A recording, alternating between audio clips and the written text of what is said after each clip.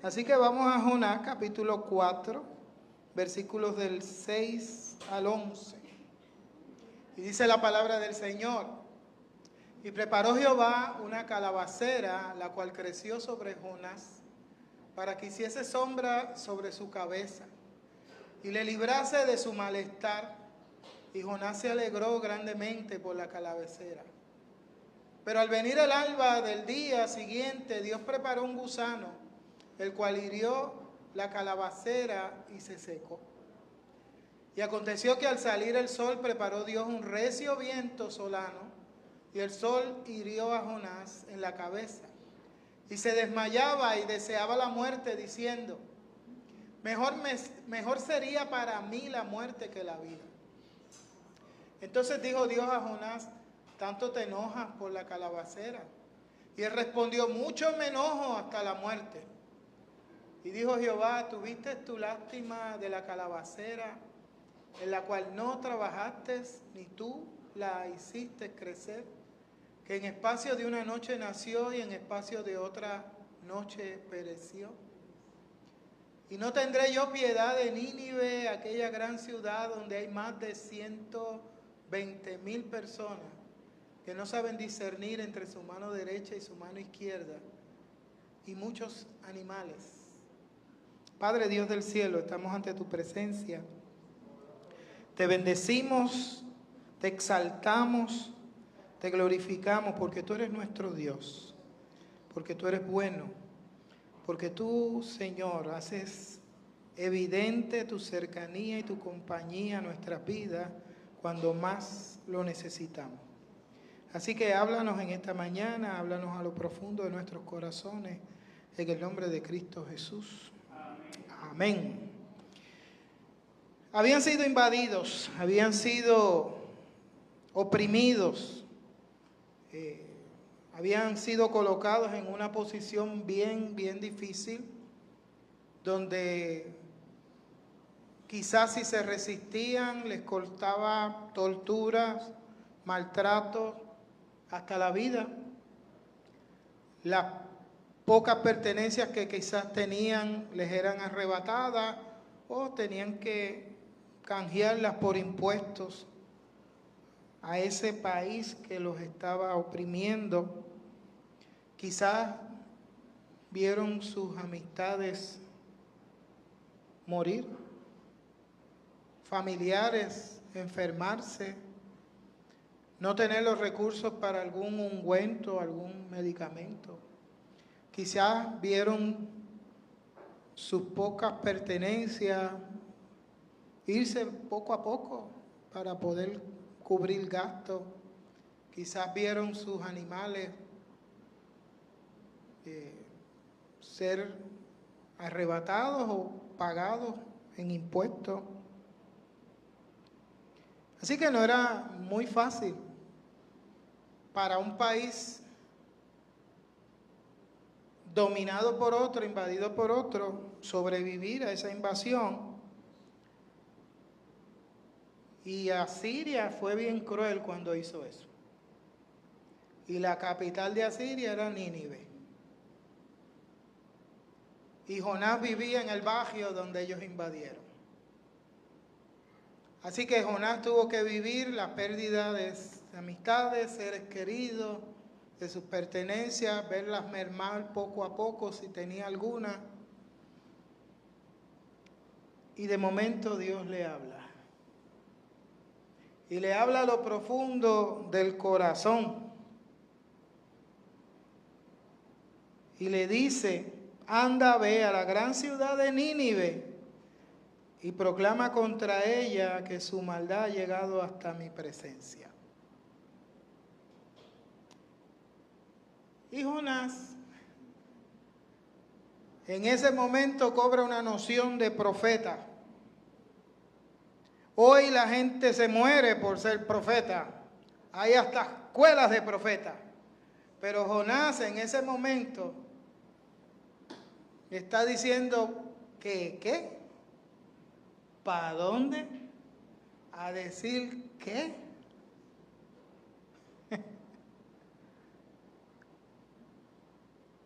Amós dice que cuando Dios habla, ¿qué profeta se resiste? Jonás tenía que saber y haber escuchado esas palabras y él dijo, yo voy a ser el primero. Y en vez de irse para Nínive, que era de gratis, se fue y pagó para irse a Tarsis. El texto es interesante porque dice bajó.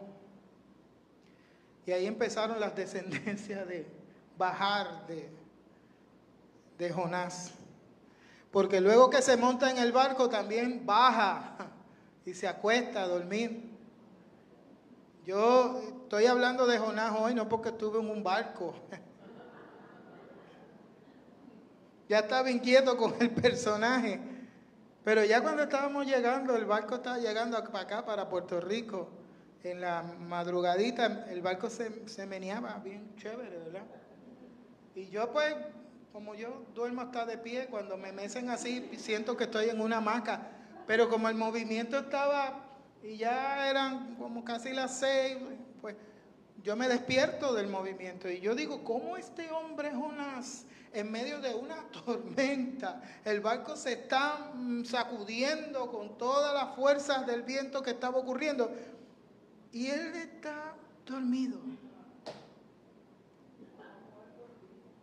Pudiéramos decir que estaba bien cansado, pudiéramos decir que estaba extenuado o como acaba de decir la hermanita, muerto en vida. Porque desde arranque, cuando Dios le dice lo que tiene que hacer, hay quien oye la palabra de Dios y se alegra, hay quien oye la palabra de Dios y siente temor reverencial. Pero Jonás oyó la palabra de Dios y le dio un coraje santo, un santo coraje que yo creo que ese hombre perdió hasta la fuerza de tanto coraje que tenía. Yo no dudo que se deprimiera y su estado de ánimo cayera y por eso el sueño tan profundo. Desde arranque él está peleando en que quiere morir. Pero es interesante porque no ejerciendo su función de profeta, el barco empieza a estar en un caos, la gente empieza a buscar respuestas, tratan de manejar la tormenta, de momento dicen, vámonos cada uno a nuestros dioses y háblenle a ver lo que podemos hacer, y ahí es que se dan cuenta que él sigue durmiendo, y lo despiertan y le dicen, mira, levántate y ora a tu Dios. Jonás sabe lo que está pasando. Él sabe, porque él tiene un dedito amajado con Dios. Él dice, mira, el problema soy yo, tírenme del barco y se acaba el problema. Él no está diciendo para aliviarlos a ustedes de la tormenta. Él no le está diciendo para que todo esto se arregle, como el problema soy yo, desháganse de mí. Él lo que le está diciendo es, este es el mejor escenario para yo acabar con mi vida.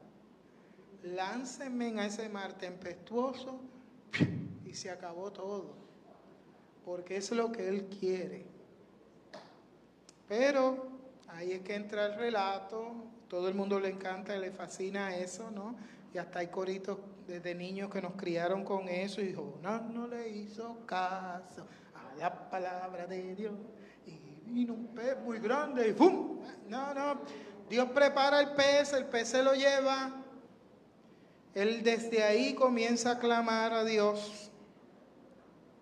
La descripción es bien poética, es un salmo. Y ya ustedes saben ese relato, va a Dios y lo lleva a Nínive y lo lanza allá. Entonces, tenemos a este hombre luchando con el propósito de Dios, porque Dios le está diciendo, tiene que llamar a esta gente a arrepentimiento. Y su lucha no es ese llamado. Su lucha es que él sabe que si ellos se arrepienten, Dios los perdona. Óigame, este Jonás está bravo. Dice, ¿cómo vas a perdonar al que me arrebató todo? ¿Cómo vas a perdonar? O sea, miren la lucha de este hombre y yo quiero que lo entendamos primero para luego entender lo que la palabra nos quiere enseñar con este hombre. La pelea de Jonás es, ve acá, tú no hiciste nada por mi pueblo cuando nos estaban atropellando, tú no hiciste nada cuando esta gente nos invadió, tú no hiciste nada cuando yo perdí la única vaca que yo tenía, una vaca flaca, y tú quieres que yo vea a esta gente echándole silicio a sus vacas gordas. porque se arrepienten y tú los vas a perdonar. Esa es la lucha de Jonás. Usted está callado, está enojado. Él está peleando con Dios desde el arranque. ¿Sí? Entonces, el Salmo 51 que habla de la dicha del perdón, para Jonás, perdonar no era ninguna dicha. Entonces ahí es que vemos la lucha de Jonás y vemos a veces hasta dónde nosotros llegamos, porque nos sentimos amos, dueños y señores de a quién Dios debe perdonar y a quién no.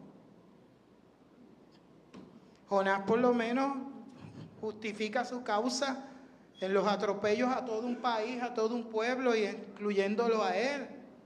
Pero hay veces que hay gente que porque piensan diferente, la iglesia en la historia, a los que eran herejes, los declaraban herejes, los excomulgaban y no los perdonaban. Bueno, hubo una lucha tal en la historia de la iglesia que cuando empezaron a excomulgar y a declarar herejes a muchos sacerdotes, como esos sacerdotes habían dado bautismo a mucha gente, empezaron a batallar en qué hacemos con esa gente que bautizaron esos herejes.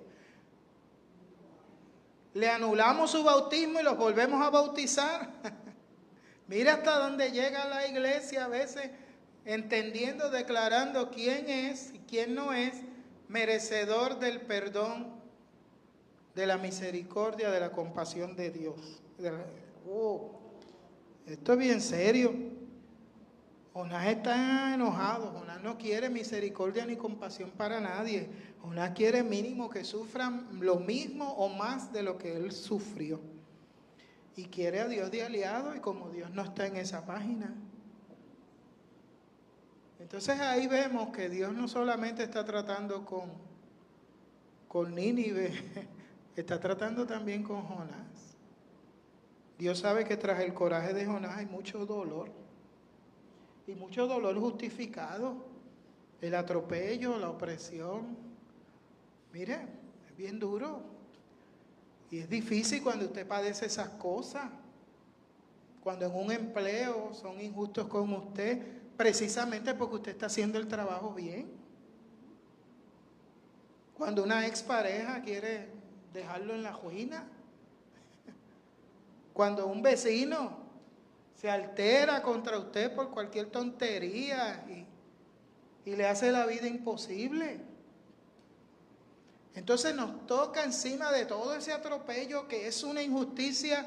Dios se para de frente a nosotros y nos dice, tienes que perdonar porque yo los quiero llamar al arrepentimiento. Y ahí es que entonces nos sacudimos y decimos que, ¿qué, Señor? ¿Cómo yo voy a perdonar al que nos ha hecho mal? ¡Wow! Claro. Dios está diciéndole a Jonás, aquí se llama a todo el mundo al arrepentimiento, aquí todo el mundo tiene oportunidad, hasta los opresores crueles que te torturaron a ti y a todo tu pueblo. Quizás ahora a su memoria vienen unos cuantos que le han hecho la vida imposible en toda la trayectoria de su vida. Y usted está diciendo, pastor, ¿qué? Que yo perdone, ¿sí? No es solo que tú perdones, que Dios los va a perdonar si se arrepienten.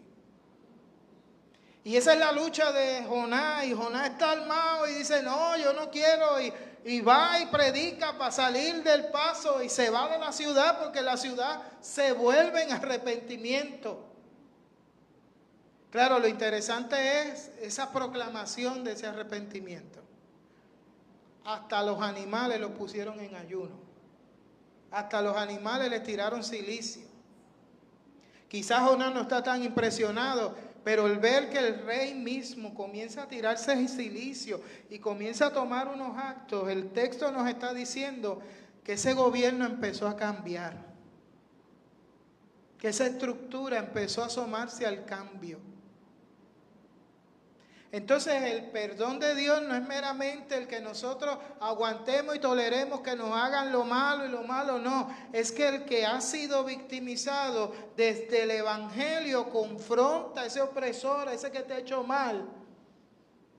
y lo invitas y lo llamas al arrepentimiento con el poder de perdonarlo, porque el perdón provoca en los corazones cambio y transformación. Dios sabe lo que puede provocar el perdón en nuestras vidas. Dios sabe lo que puede provocar, porque el perdón es colocarnos en nuevas posibilidades para hacer las cosas de manera diferente, para empezar a actuar distinto, para pensar bien las cosas, cómo las hemos venido haciendo y cómo entonces tenemos que hacerlas diferentes, para no pisar, para no patear, para no escupir, para no arrastrar a otros, sino para levantarlos y sostenerlos, incluso para reparar el mal que hemos hecho. Wow, Jonás está metido en aprietos aquí, porque el mensaje de Dios provocó cambios, inquietó conciencia y movió a una dirección de hacer las cosas diferentes. Óigame, a veces tú y yo podemos hacer la lista bien larga de las cosas malas que nos ocurren, de las cosas malas que tienen que ser corregidas, nos volvemos buenos críticos, diagnosticamos muy bien, pero lo que nos está diciendo la historia de Jonás es que cuando Dios se mete y llama al arrepentimiento, llama al cambio y perdona para, como primer paso, de posibilitar esos cambios. El perdón entonces es: deja todo lo que has hecho, lo que has venido haciendo mal, y comienza a marcar un paso diferente. Cambia todas las estructuras de tu vida que tú tienes que cambiar para que empieces a hacer las cosas distintas. Oh, aleluya, tenemos tiempo. Usted dirá: este pastor, ¿por qué no cogió 5 días más en el barco? Piensa qué cosas tienes que cambiar.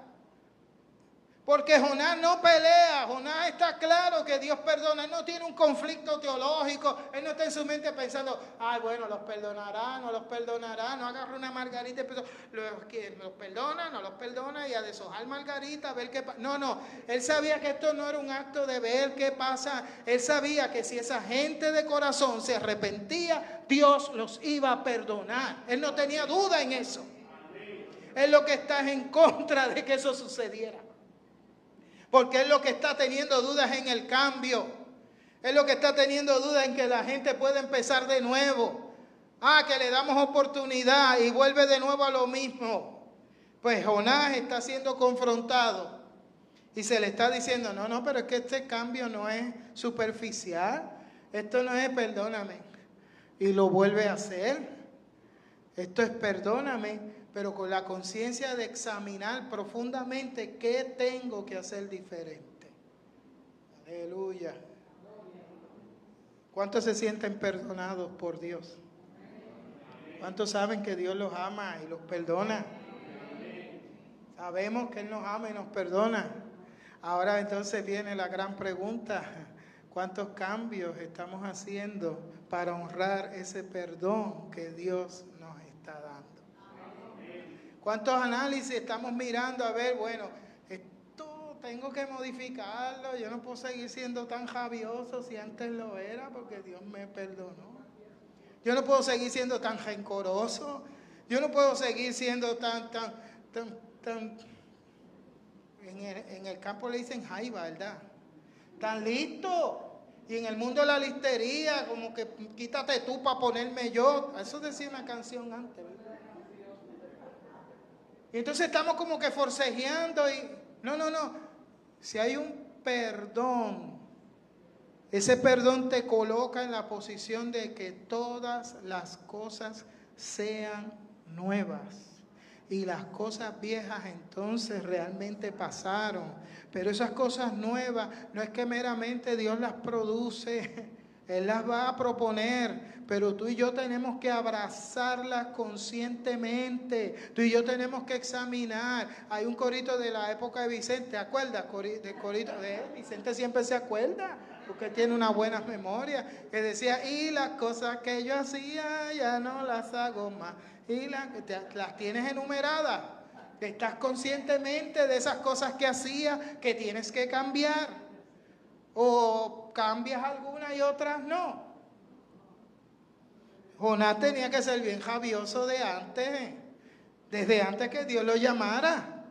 Por eso es que el Señor le pone entonces y lo coloca en una posición y él se va y Dios allá le pone una calabacera y lo protege la sombrita y él está allí. Ay, qué sombrita más buena. ¿Verdad? Usted no se ha parado en un momento así, yo en el barquito ahí cuando venía la brisa. Sea como la del Titanic. Oye, tocaron la música del Titanic en el barco y yo, ¡corten eso! ¿Qué están tocando esa música aquí? Pues entonces, si es parece, no se sentía así, por esa brisita. Pues Jonás está allí, debajo de la calabacera, recibiendo todo el fresquito allí. De momento, así nació la calabacera, así murió. Entonces, no era lo suficiente. Dios entonces dice, va a ponerle un poquito de calor para que él sienta la necesidad, porque es que a veces damos las cosas como porque tienen que estar y ni las reconocemos ni las agradecemos, pero cuando Dios le subió la temperatura, Jonás se dio cuenta que, ay, ¿qué pasó con la calabacera esta? Y se indigna y se molesta.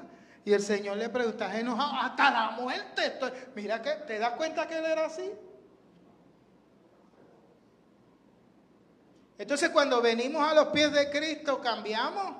Una vez alguien me decía, no, porque hay cosas mundanas, que si la forma de vestir de las mujeres, que si maquillaje, todas esas cosas. Y yo le digo, ¿tú quieres saber lo que es mundano? Para mí lo mundano es el chisme. Que en ese entonces el programa número 1 en Puerto Rico era de chisme. Eso es mundano. El rencor, eso es mundano. La falta de fe y de confianza absoluta en el Señor, eso es bien mundano.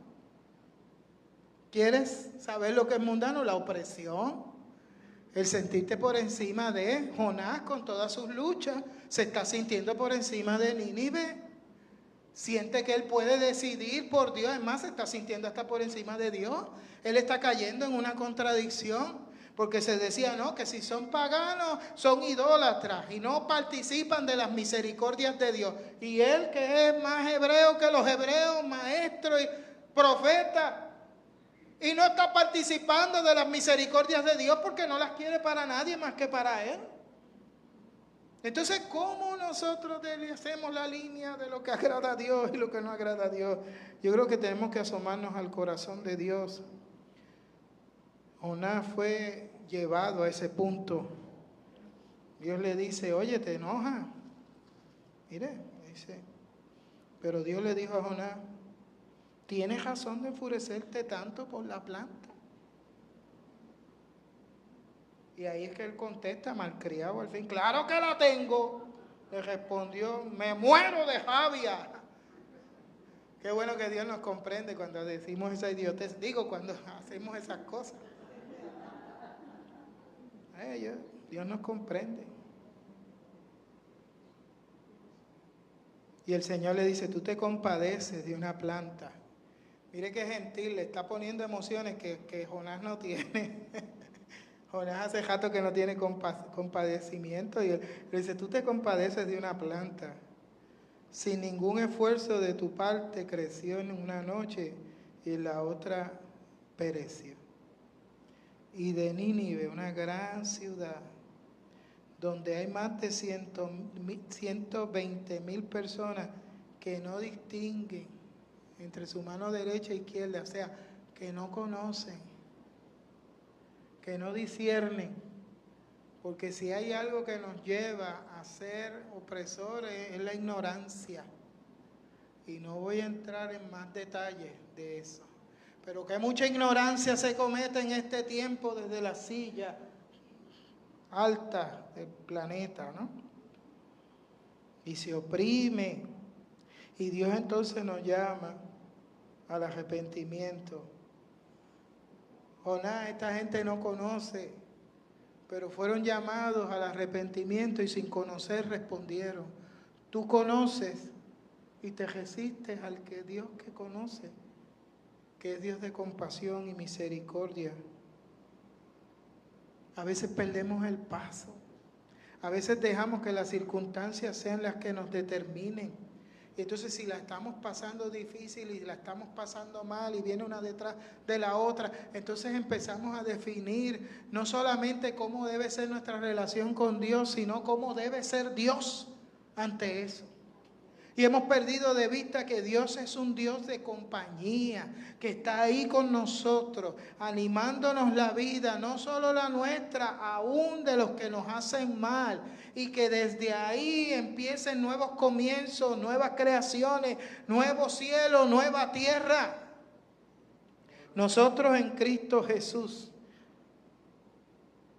tenemos que aprender a perdonar porque hemos sido perdonados. Y tenemos que reconocer que el perdón no es poca cosa. Difícil, los otros días yo les decía, difícil amar. Perdonar es más. Hay gente que dice, no, yo no puedo. Seguro, yo lo sé, Jonás no podía tampoco. Pero es cercano a Dios que nos damos cuenta que las posibilidades continúan y la esperanza empieza a sanar el dolor del corazón. Y esa esperanza es la que nos facilita poder perdonar, porque podemos empezar a buscar nuevos horizontes. Perdonar no es tolerar la maldad. Perdonar no es que nosotros nos sometamos al que está haciéndonos daño. Perdonar es ver las posibilidades de que Dios entra en la historia y da cambios y provoca cambios e invita al cambio para que las estructuras, la gente en su manera de pensar piensen diferente, actúen diferente y vivan diferente. Mire, si usted está en Cristo y perdió su equipo de soccer, usted no tiene que tirar y jalar. Esas son estructuras que tienen que cambiar.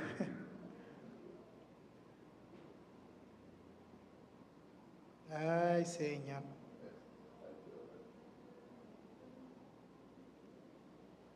El amor de Dios nos da muchas posibilidades, debemos de abrazarla. El perdón de Dios nos reta demasiado. Pero ¿cuál es la otra opción? Contrarrestar con el mal el mal.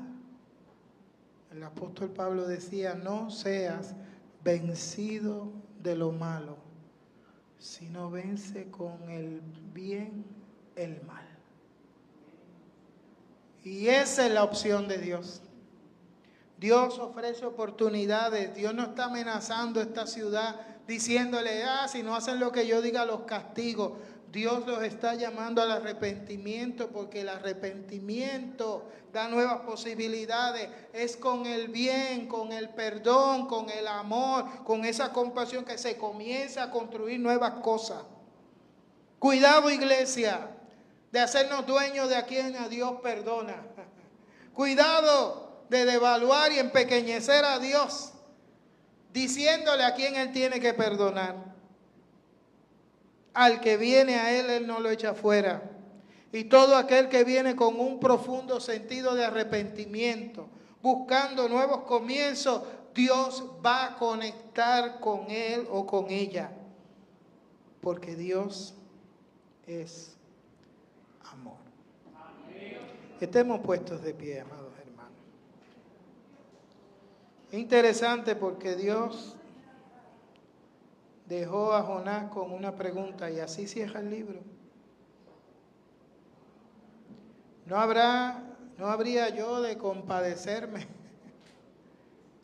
¿No habría yo de compadecerme? No cierra el libro con la respuesta, sino con una pregunta. Una pregunta que es una deferencia de Dios cuando nos la hace. Lo que nos está invitando no es que la contestemos, es que reflexionemos profundamente y sepamos que Dios es grande en misericordia. La respuesta es obvia, sí, seguro que Él se va a compadecer. Pero nos la deja a nosotros porque nosotros somos los que dudamos hasta cuánto Dios debe perdonar y hasta cuánto no. Cuidado. Dios perdona a todos. El perdón no era para Jonás, no solamente, era para toda Nínive. El perdón no es para ti y para mí nada más, es para todo aquel que ha hecho mal y quiere volverse de ese mal camino. El perdón es el reino de los cielos, Dios con nosotros, empezando todas las cosas nuevas.